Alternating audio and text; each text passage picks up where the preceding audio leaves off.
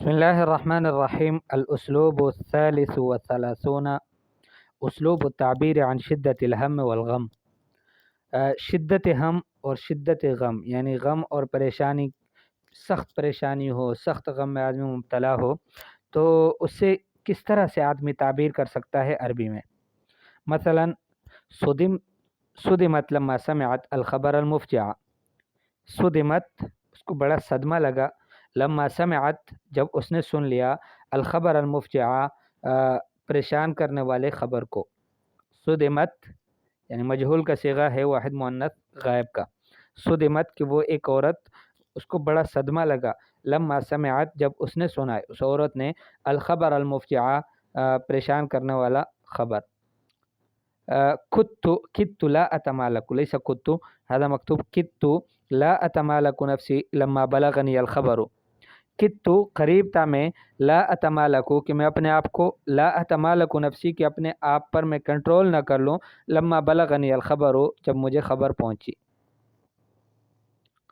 يعتريني هم وكمد عندما أسمع أخبار العراق. یعترینی کا معنی ہے اعتراہ، اس کو پیش آیا. یعترینی مجھے پیش آتا ہے، ہم و کمد، ہم کہتے ہیں غم کو اور کمد بھی کہتے ہیں حزن اور قلق کو، یعنی غم کو. ٹھیک ہے. یعترینی ہم و کمد، مجھے بہت شدت کا غم وہ مجھے پیش ہوتا ہے، یعنی مجھے لگتا ہے، عندما اسمع اخبار العراق جب عراق کی خبروں کو سنتا ہوں. واللہ ان قلبی لیندق علی اخوتنا فی مدینۃ حلب. شام میں ایک علاقہ ہے، اس کا نام حلب ہے.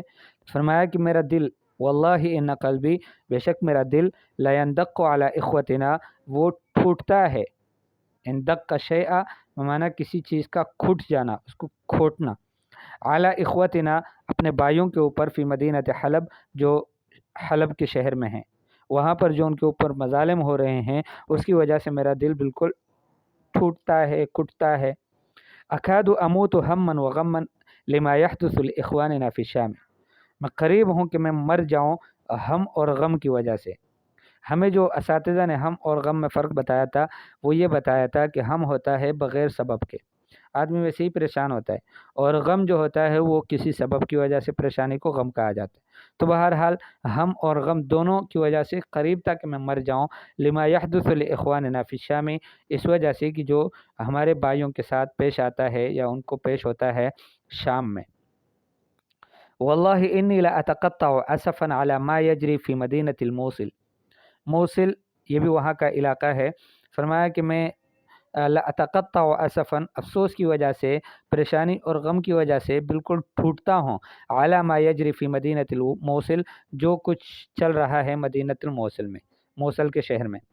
اکاد اذوب حزنا واسفا علی اطفال المسلمین فی الشام. قریب ہوں میں کہ میں پگھل جاؤں حزن، غم اور افسوس کی وجہ سے، علی اطفال المسلمین فی الشام، مسلمانوں کے بچوں پر شام میں.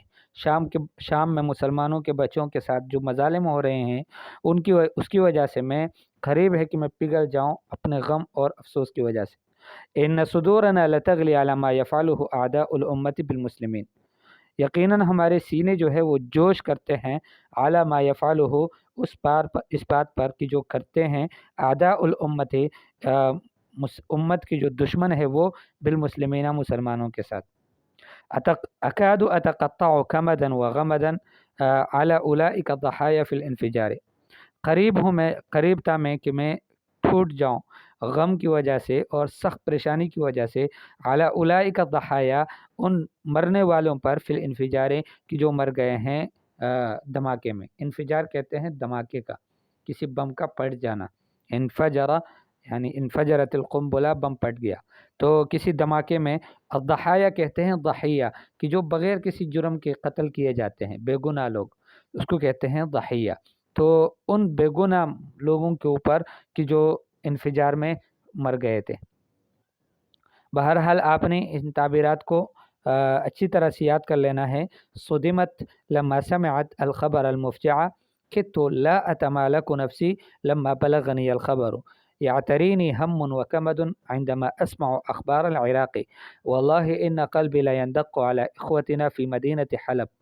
أكاد أموت هما وغما لما يحدث لإخواننا في الشام، والله إني لأتقطع أسفا على ما يجري في مدينة الموصل، أكاد أذوب حزنا وأسفا على أطفال المسلمين في الشام، إن صدورنا لتغلي على ما يفعله أعداء الأمة بالمسلمين، أكاد أتقطع كمدا وغما على أولئك الضحايا في الانفجار. تمرين: استعمل بعض هذه التعبيرات متحسرا على أطفال المسلمین فی بورما، برما میں جو مسلمانوں کے بچوں کے ساتھ ہوا اس پر حسرت کرتے ہوئے آپ نے ان تعبیرات میں سے کچھ تعبیرات کو استعمال کر لینا ہے۔